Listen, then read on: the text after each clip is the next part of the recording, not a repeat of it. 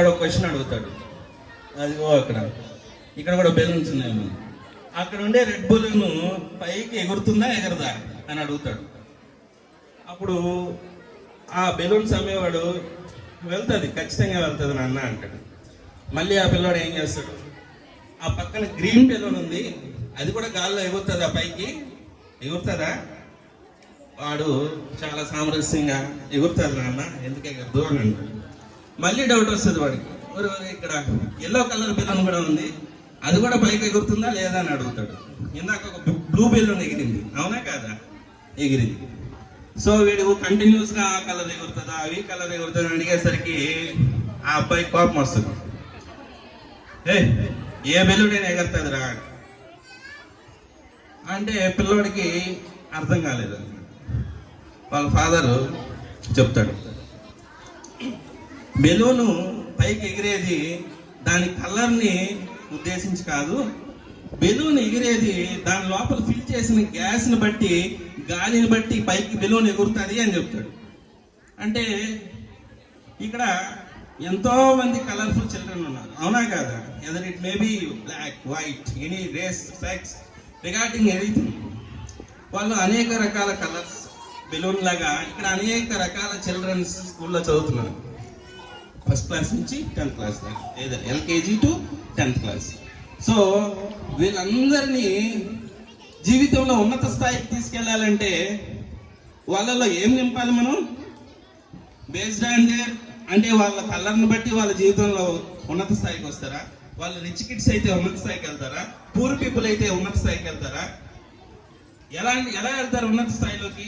వాళ్ళ మెదడులో నింపిన నాలెడ్జ్ని బేస్ చేసుకొని వాళ్ళు ఉన్నత స్థాయికి వెళ్తారని ఆ పిల్లవాడికి అర్థమయ్యే విధంగా చెప్పాడు తండ్రి.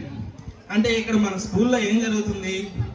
This is the gas filling station, or we can say this is knowledge filling station. It is not a school. ఈ స్కూల్లో మీ పిల్లవాడికి ఏం చేస్తున్నారు? పిల్లవాడి మెదడులో నాలెడ్జ్ నింపి పంపిస్తున్నారు. అతను ఆ నాలెడ్జ్ బేస్ చేసుకొని జీవితంలో ఎంత ఉన్నత స్థాయికైనా వెళ్ళగలడు.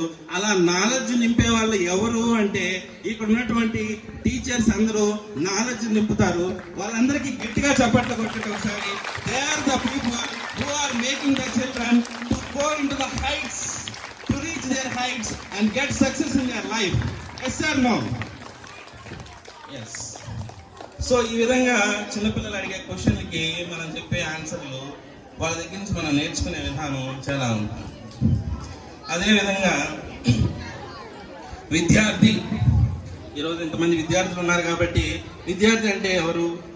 విద్య అంటే నాలెడ్జ్, అండ్ అధ్య అంటే హూ డిజైర్స్ నాలెడ్జ్.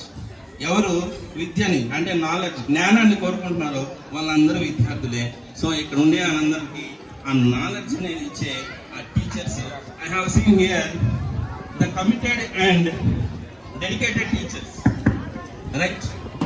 సో ఇంత కమిట్మెంట్ ఉండే టీచర్స్, ఇంత డెడికేషన్ ఉండే టీచర్స్ ఈ స్కూల్లో ఉండడం ఒక రకంగా సురేందర్ రెడ్డి గారి అదృష్టం అని చెప్పాలి. And more than that, Surender Reddy గారు ఇలాంటి గ్యాస్ ఫిల్లింగ్ స్టేషన్ అంటే నాలెడ్జ్ ఫిల్లింగ్ స్టేషన్ ని 28 సంవత్సరాల క్రితమే ఇక్కడ స్థాపించడం జరిగింది. వారికి కూడా గట్టిగా చప్పట్లు కొట్టండి ఒకసారి.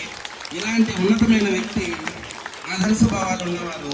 అదేవిధంగా మీ అందరికీ తెలుసో తెలియదో నాకు తెలియదు, నేను సార్తో కొద్దిగా అప్పుడప్పుడు తరచుగా కలుస్తూ ఉంటాను. అనే కొన్ని కార్యక్రమాలు వారితో కలిసి చేశాను.